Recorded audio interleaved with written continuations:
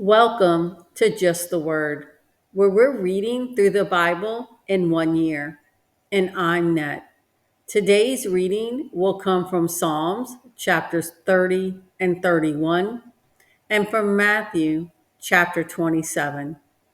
Psalm chapter 30. I will exalt you, O Lord, for you lifted me out of the depths and did not let my enemies gloat over me. O Lord my God, I called to you for help, and you healed me. O Lord, you brought me up from the grave. You spared me from going down into the pit. Sing to the Lord, you saints of his. Praise his holy name.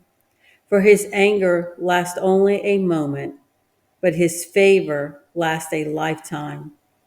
Weeping may remain for a night, but rejoicing comes in the morning. When I felt secure, I said, I will never be shaken. O Lord, when you favored me, you made my mountain stand firm. But when you hid your face, I was dismayed. To you, O Lord, I called. To the Lord I cried for mercy. What gain is there in my destruction, in my going down into the pit? Will the dust praise you? Will it proclaim your faithfulness? Hear, O Lord, and be merciful to me. O Lord, be my help. You turn my wailing into dancing. You remove my sackcloth and clothe me with joy, that my heart may sing to you and not be silent. O Lord my God, I will give you thanks forever. Psalm chapter 31. In you, O Lord, I have taken refuge. Let me never be put to shame. Deliver me in your righteousness. Turn your ear to me. Come quickly to my rescue. Be my rock of refuge, a strong fortress to save me. Since you are my rock and my fortress, for the sake of your name, lead and guide me. Free me from the trap that is set for me, for you are my refuge. Into your hands I commit my spirit. Redeem me, O Lord, the God of truth. I hate those who cling to worthless idols. I trust in the Lord. I will be glad and rejoice in your love, for you saw my affliction and knew the anguish of my soul. You have not handed me over to the enemy, but have set my feet in a spacious place. Be merciful to me, O Lord, for I am in distress. My eyes grow weak with sorrow, my soul and my body with grief. My life is consumed by anguish, and my years by groaning.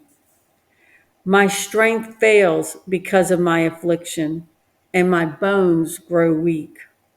Because of all my enemies, I am the utter contempt of my neighbors. I am a dread to my friends. Those who see me on the street flee from me.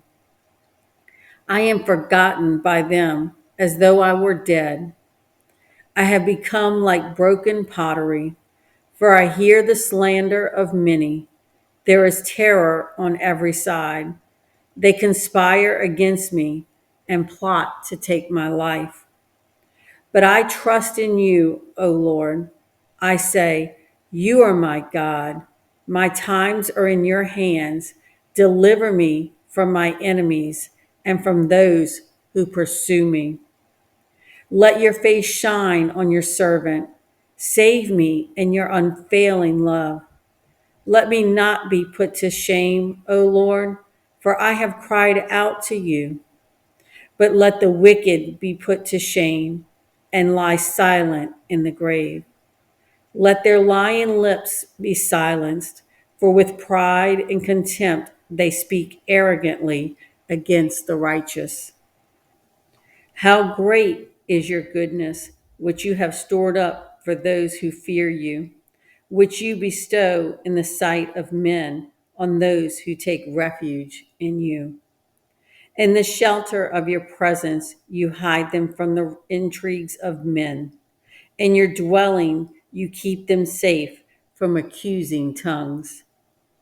Praise be to the Lord, for he showed his wonderful love to me when I was in a besieged city.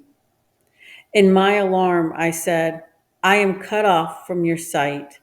Yet you heard my cry for mercy when I called to you for help. Love the Lord, all his saints.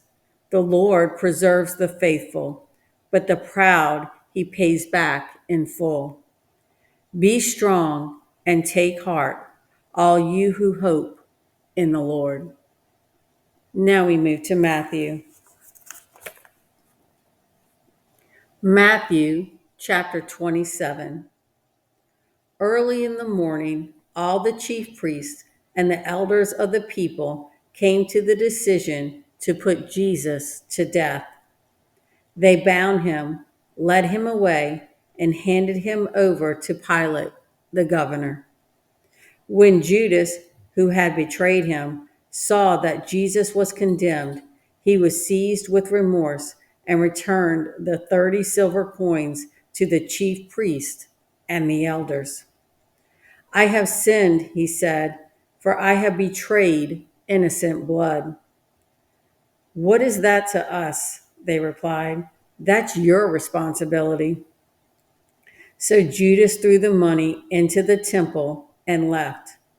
Then he went away and hanged himself. The chief priest picked up the coins and said, It is against the law to put this into the treasury, since it is blood money. So they decided to use the money to buy the potter's field as a burial place for foreigners. That is why it has been called the field of blood to this day. Then what was spoken by Jeremiah the prophet was fulfilled. They took the 30 silver coins, the price set on him by the people of Israel, and they used them to buy the potter's field, as the Lord commanded me. Meanwhile, Jesus stood before the governor, and the governor asked him, Are you the king of the Jews? Yes, it is as you say, Jesus replied. When he was accused by the chief priest and the elders, he gave no answer. Then Pilate asked him, Don't you hear the testimony they are bringing against you? But Jesus made no reply, not even to a single charge, to the great amazement of the governor. Now it was the governor's custom at the feast to release a prisoner chosen by the crowd. At that time, they had a notorious prisoner called Barabbas. So when the crowd had gathered, Pilate asked them, Which one do you want me to release to you, Barabbas or Jesus, who is called Christ? For he knew it was out of envy that they handed Jesus over to him.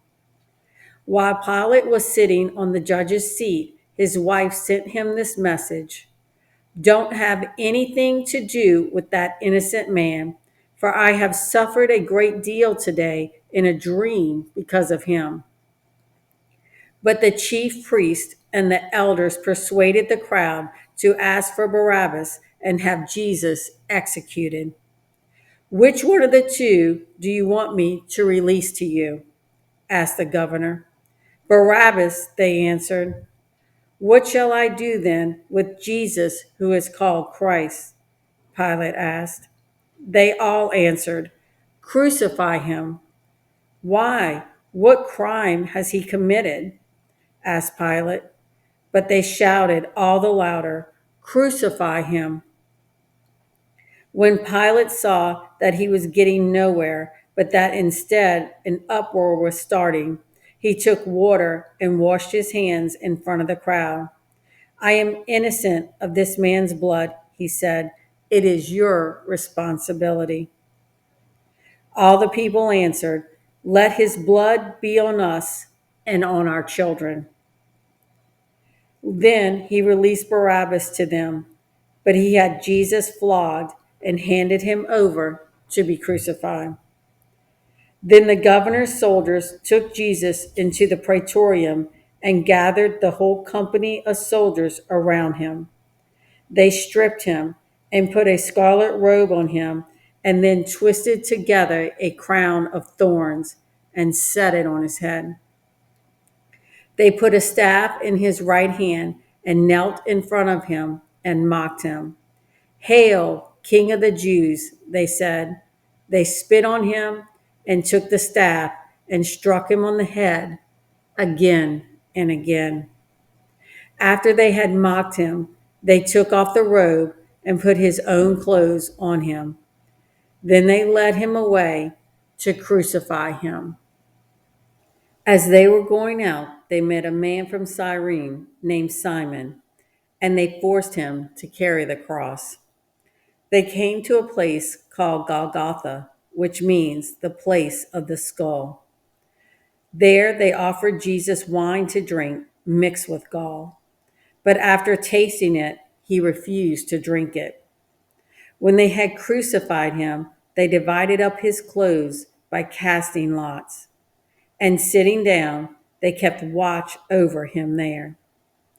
Above his head, they placed the written charge against him: "This is Jesus, King of the Jews." Two robbers were crucified with him, one on his right and one on his left. Those who passed by hurled insults at him, shaking their heads and saying, "You who are going to destroy the temple and build it in 3 days, save yourself. Come down from the cross if you are the Son of God." In the same way, the chief priest, the teachers of the law, and the elders mocked him. "He saved others," they said, "but he can't save himself.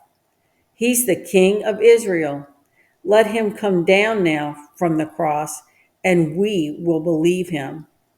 He trusts in God. Let God rescue him now if he wants him. For he said, 'I am the Son of God.'" In the same way, the robbers who were crucified with him also heaped insults on him. From the 6th hour until the 9th hour, darkness came over all the land. About the 9th hour, Jesus cried out in a loud voice, "Eli, Eli, lama sabachthani," which means, my God, why have you forsaken me?" When some of those standing there heard this, they said, "He's calling Elijah." Immediately, one of them ran and got a sponge. He filled it with wine vinegar, put it on a stick, and offered it to Jesus to drink. The rest said, "Now leave him alone. Let's see if Elijah comes to save him." And when Jesus had cried out again in a loud voice, he gave up his spirit. At that moment, the curtain of the temple was torn in two from top to bottom. The earth shook and the rocks split. The tombs broke open, and the bodies of many holy people who had died were raised to life. They came out of the tombs, and after Jesus' resurrection, they went into the holy city and appeared to many people.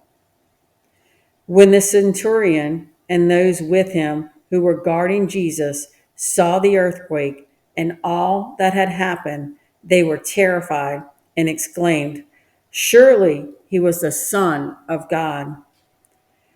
Many women were there, watching from a distance. They had followed Jesus from Galilee to care for his needs.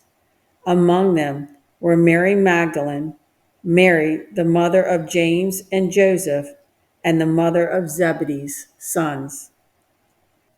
As evening approached, there came a rich man from Arimathea named Joseph, who had himself become a disciple of Jesus.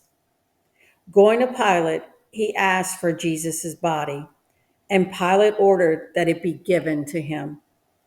Joseph took the body, wrapped it in a clean linen cloth, and placed it in his own new tomb that he had cut out of the rock. He rolled a big stone in front of the entrance to the tomb and went away. Mary Magdalene and the other Mary were sitting there opposite the tomb. The next day, the one after preparation day, the chief priest and the Pharisees went to Pilate. "Sir," they said, "we remember that while he was still alive, that deceiver said, 'After 3 days, I will rise again.' So give the order for the tomb to be made secure until the third day. Otherwise, his disciples may come and steal the body and tell the people that he has been raised from the dead. This last deception will be worse than the first." "Take a guard," Pilate answered. "Go, make the tomb as secure as you know how." So they went and made the tomb secure by putting a seal on the stone and posting the guard. Thanks for joining Just the Word. See you tomorrow.